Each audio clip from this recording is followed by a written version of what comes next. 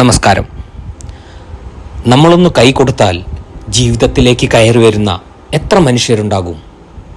നിങ്ങൾ ചിന്തിച്ചിട്ടുണ്ടോ? നിങ്ങൾ എത്ര വേണമെങ്കിലും ജയിച്ച് മുകളിലോട്ട് പോയിക്കോളൂ.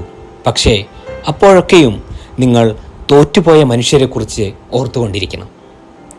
അമ്മയില്ലാത്തതുകൊണ്ട്, അച്ഛൻ്റെ അസുഖം കാരണം വീടില്ലാത്തതുകൊണ്ട്, വൈദ്യുതി ഇല്ലാത്തതുകൊണ്ട്, പഠിക്കാൻ കഴിയാതെ, പഠനത്തിൽ മുന്നേറാൻ കഴിയാതെ, ആഗ്രഹിച്ചിട്ടും പലതും നടക്കാതെ താഴെയുള്ള കുട്ടികളെ മുഴുവൻ നോക്കേണ്ടി വരുന്ന അവസ്ഥ. അങ്ങനെ ഒരു അവസ്ഥയിൽ അവർക്ക് ഒരു കൈ സഹായഹസ്തമായി നീട്ടാൻ കഴിഞ്ഞാൽ അതവരുടെ ജീവിതത്തിലോട്ടുള്ള തിരിച്ചുവരവായിരിക്കും. അതായിരിക്കും നിങ്ങൾക്ക് അവരോട് ചെയ്യാൻ കഴിയുന്ന ഏറ്റവും മഹത്തരമായ കാര്യം. നിങ്ങളിപ്പോൾ ചിന്തിക്കുന്നുണ്ടാകും, പണമുള്ളവർക്ക് മാത്രമേ ഇതിനൊക്കെ കഴിയൂ എന്ന്. നമുക്കൊക്കെ ഇതിന് സാധിക്കുമോ എന്ന്, അല്ലേ? സത്യം പറഞ്ഞാൽ അങ്ങനെയല്ല കേട്ടോ. നിങ്ങളാൽ കഴിയുന്ന സഹായം ചിലപ്പോൾ അതൊരു നോട്ടമായിരിക്കും, ചിലപ്പോൾ അതൊരു വാക്കായിരിക്കും.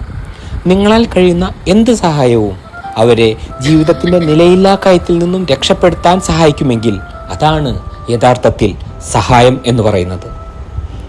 ഉദാഹരണത്തിന്, പണ്ടെങ്ങോ ചെയ്ത ഒരു തെറ്റിൻ്റെ പേരിൽ ജീവിതത്തിൽ ഒറ്റപ്പെട്ട ഒരു വ്യക്തി നിങ്ങളുടെ മുന്നിൽ സഹായത്തിനായി വന്നുപെടുന്നു. സ്വാഭാവികമായും അയാളെപ്പറ്റി നമുക്ക് അറിവുള്ള കാരണം നമ്മൾ അവരെ തിരിഞ്ഞു നോക്കുകയില്ല. എന്നാൽ അങ്ങനെയല്ല കേട്ടോ വേണ്ടത്. മുൻവിധികളോടെ ഒരാളോട് പെരുമാറുന്നതിന് പകരം അയാളുമായി സംസാരിക്കുക, അയാളെ അറിയാൻ ശ്രമിക്കുക. അന്നത്തെ സംഭവത്തിന് ശേഷം ഒരുപക്ഷെ അയാൾ നന്നായി കാണും.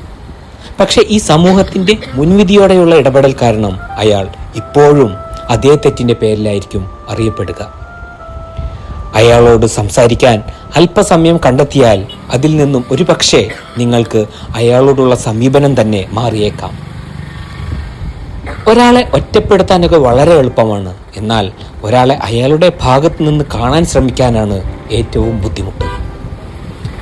ഒരാളെ അയാളുടെ ഭാഗത്ത് നിന്ന് കാണാൻ ശ്രമിച്ചാൽ മതി സഹജീവികളോടുള്ള നമ്മുടെ കാഴ്ചപ്പാട് തന്നെ മാറുന്നതായിരിക്കും.